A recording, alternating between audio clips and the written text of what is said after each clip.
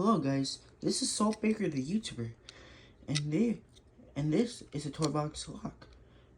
And there are so many ways to open it without the key. By using a paperclip, using bobby pins, using a saw, hitting it and smashing it with a hammer, using a Phillips head screwdriver, using a flathead screwdriver, burning it, smashing plates onto it, stepping on it with shoes on, freezing it,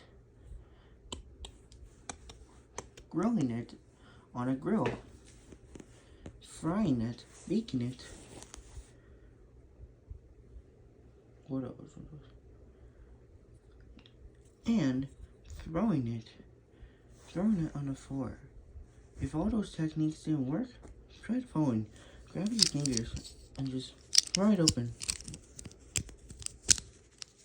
Perfect, it's now unlocked. If that doesn't work, simply unlock it with the key that was 3D printed with it. Enjoy! Subscribe to Salt Baker.